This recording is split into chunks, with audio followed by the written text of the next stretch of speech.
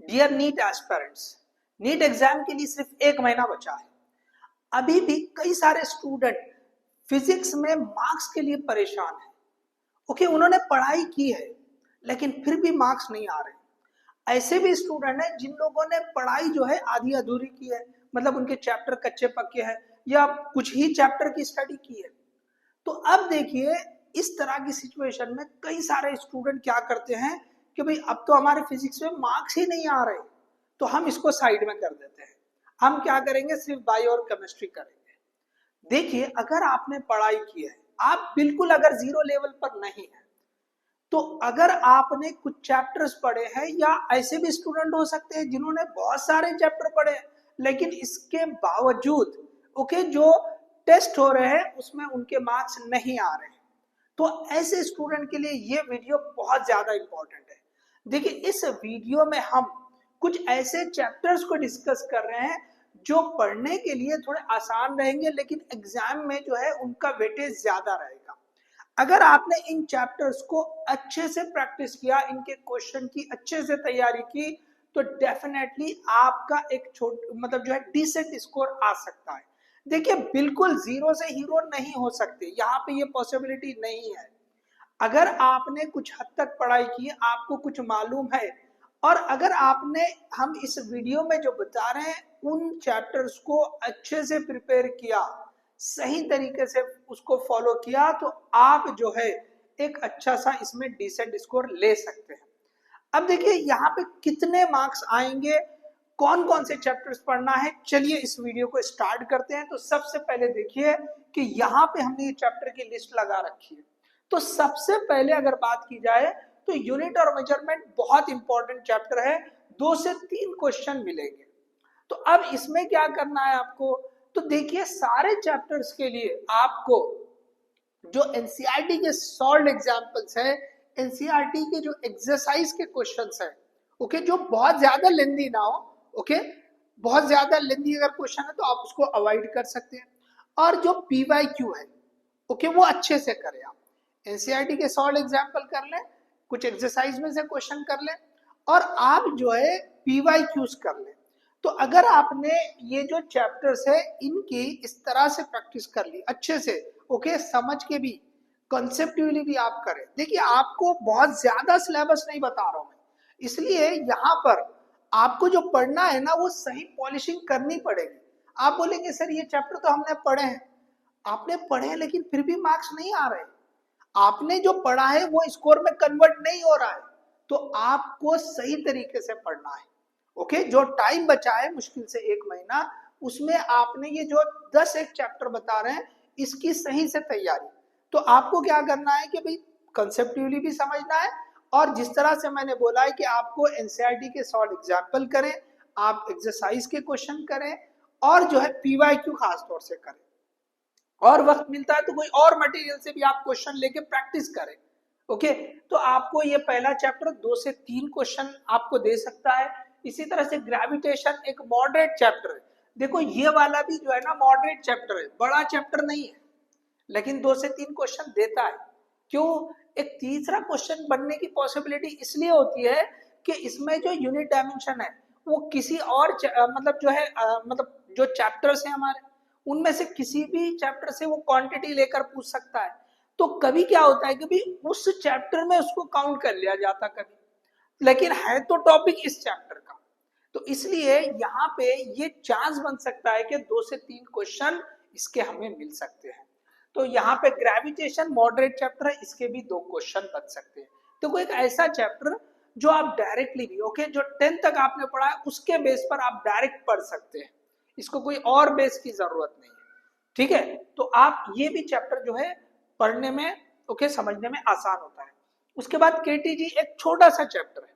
Okay, KTG छोटा सा chapter है, समझिए इसको, कुछ एक फॉर्मूले हैं उनको समझिए, और उसके ऊपर से क्वेश्चन की प्रैक्टिस करें, एक क्वेश्चन मिलने का यहाँ स्कोप रहेगा। कैपेसिटर एक चैप्टर नहीं है, ओके, इलेक्ट्रोस्टैटिक का जो सेकंड चैप्टर है इलेक्ट्रिक पोटेंशियल एंड कैपेसिटेंस, उसका आधा पार्ट है वो कैपेसिटेंस वाला, उसको हमने यहाँ कैपेसिटर लिख दिया है। इसके ऊपर 1 से 2 क्वेश्चन मिलने का जो है चांस है, बहुत इंपॉर्टेंट है, आप इसे भी कर लें। उसके बाद करंट इलेक्ट्रिसिटी, अब देखिए इतने सारे चैप्टर में सिर्फ ये एक ही चैप्टर बड़ा है, लेकिन इसका वेटेज भी बहुत ज्यादा है। अगर हम इसके कंपैरिजन में ऐसे बड़े चैप्टर देखें तो इसके टक्कर पे सिर्फ एक ही आता है, रे ऑप्टिक्स। वो इससे भी बड़ा चैप्टर है, उसमें 3 से 4 क्वेश्चन पूछने का स्कोप है, लेकिन इसके कंपैरिजन में वो काफी डिफिकल्ट लगता है।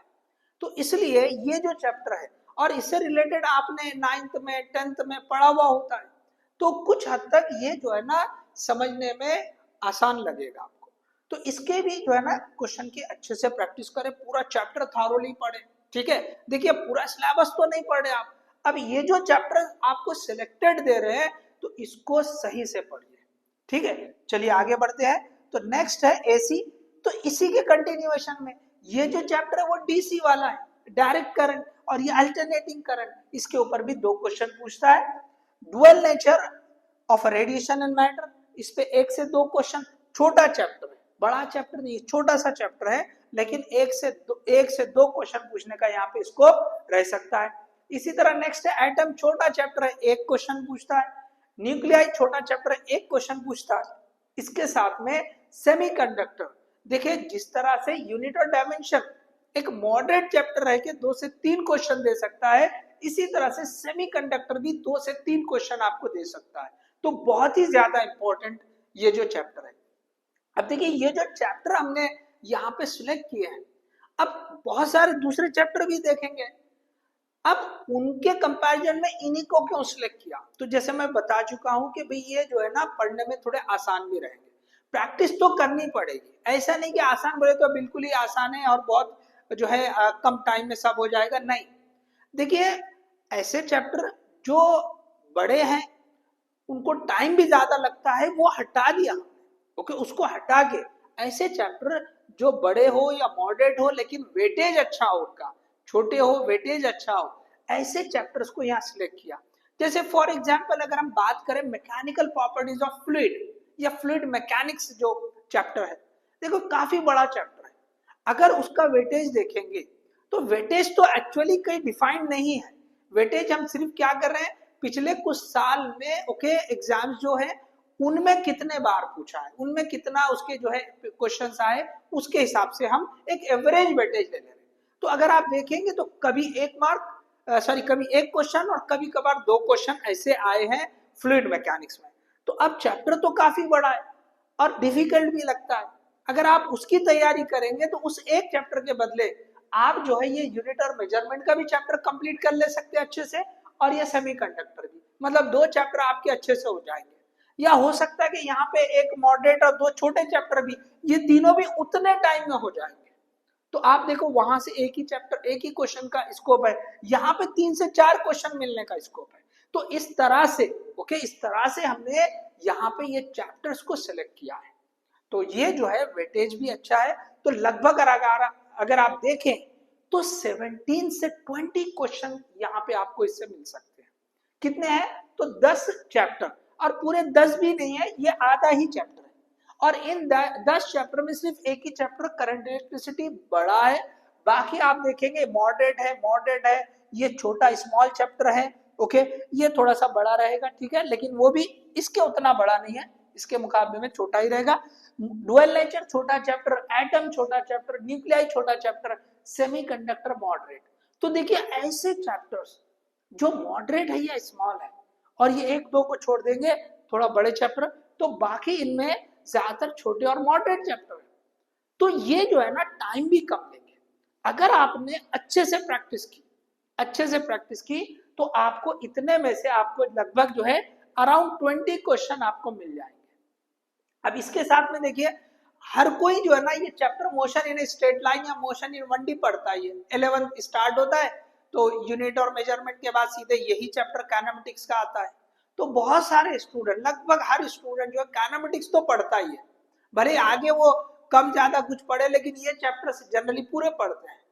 लेकिन इसमें भी क्या होता है कि कई सारे स्टूडेंट को मोशन अंडर ग्रेविटी में डिफिकल्टी जाती है, ओके, तो वो जो है अगर क्वेश्चन मोशन अंडर ग्रेविटी का आ गया तो उनसे मिस हो जाएगा। तो एनीवे आपने पढ़ा है तो इसके लिए मैंने यहाँ पे लिख दिया कि आप इसको ऐड कर सकते हैं, आप पढ़े इसको। हो सकता है कि भाई बहुत सारे स्टूडेंट को मोशन अंडर ग्रेविटी भी अच्छे से आता है, बाकी चीजें तो आसान होती है, लेकिन सिर्फ वो एक टॉपिक थोड़ा सा मुश्किल जाता है बच्चों को।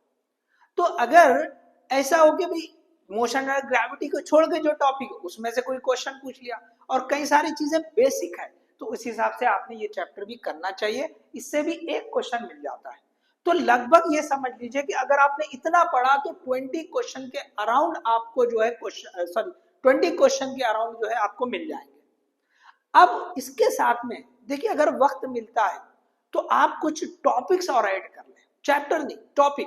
चैप्टर तो इतने बता दिए मैंने, इंपॉर्टेंट टॉपिक जिसके ऊपर क्वेश्चन बनने के चांस बहुत ज्यादा है, ऐसे टॉपिक जिसमें बहुत ज्यादा डेप्थ लेकर और आगे पीछे बहुत सारी चीजें उसको मतलब डिपेंड करते हुए, ऐसे नहीं सिंपल वाले। देखो पावर है, पावर के 4-5 फॉर्मूले, ओके 4-5 फॉर्म मिलेंगे फॉर्मूले के, वो फॉर्मूले आप कर लीजिए और उन्हीं फॉर्मूले को यूज करते हुए एक एक दो दो भी क्वेश्चन आपने कर लिए, एक 10-15 क्वेश्चन अच्छे से कर लिए देखते हुए, ओके तो आपको ये टॉपिक पक्का हो जाएगा।